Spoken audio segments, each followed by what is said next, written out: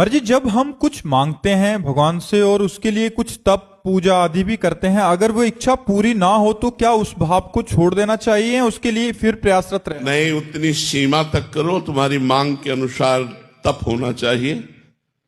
जैसे मांग है आपकी, मेरा ये कार्य हो जाए, तो उसकी तुलना में आपका तप होना चाहिए, तब कामना पूर्ण होगी।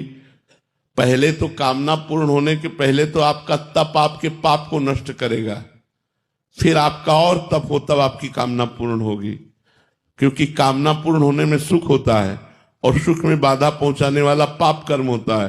तो जब हम साधना करते तो पहले पाप कर्म नष्ट होता है, इसलिए आपको उसका फल दिखाई नहीं दे रहा कि मुझे कोई सुख शांति नहीं मिल रही, कोई लाभ नहीं मिल रहा है, क्योंकि वो आपके पूर्व पापों को नष्ट कर रहा है। और जे ही पापों को नष्ट कर पाएगा ते ही, एक हम आपको उदाहरण बताते हैं।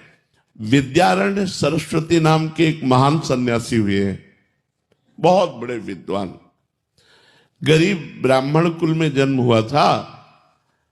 तो इनको पता चला माता गायत्री की आराधना से सारी कामनाएं पूर्ण हो जाती हैं। तो यज्ञोपवीत संस्कार होने के बाद 24 लाख मंत्र गायत्री का एक पुरस्चरण होता है। एक पुरस्चरण किया कि माता गायत्री प्रसन्न हो और हमें धन दे जिससे हम अपने माता पिता की सेवा कर सकें। कुछ नहीं हुआ। 2, 3, 4, 5, 23 पुरस्चरण 24 लाख मंत्र के किए। माता पिता पधार चुके थे, ऊब करके सन्यास ले लिया। ना गायत्री मां दिखाई दी और ना कोई लाभ दिखाई दिया।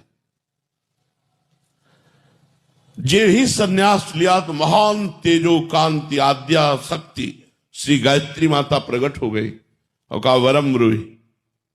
उनका आप सन्यासी हो गए तब वरम ब्रूहि। अरे जब गृहस्थ में थे माता जी तो 23 पुरस्चरण किए, एक में भी आप नहीं आई, और आज जब सन्यासी हो गया मुझे कुछ नहीं चाहिए तब आप वरम ब्रूहि। तो कहा तुम्हारे 24 महापाप थे अनेक जन्मों के, 23 पुरस्चरण में वो खत्म हो गए और 24वां सन्यास ले लिया, सब खत्म। आप तुम चाहो तो देवराज इंद्र का पद तुम्हें दे सकते हैं। ये है रहस्य। हमारे पूर्व के पाप, हमारा वर्तमान का भजन कितना जोर का है। अगर पाप जोर का है तो भजन करते हुए दुख आते रहेंगे, अगर भजन जोर का है तो उसके प्रताप से दुख आएगा। पर जैसे 1 किलो दुख आना है तो 1 ग्राम में निपट गया। एक काशी में प्रिया प्रीतम की उपासना करने वाले वैष्णव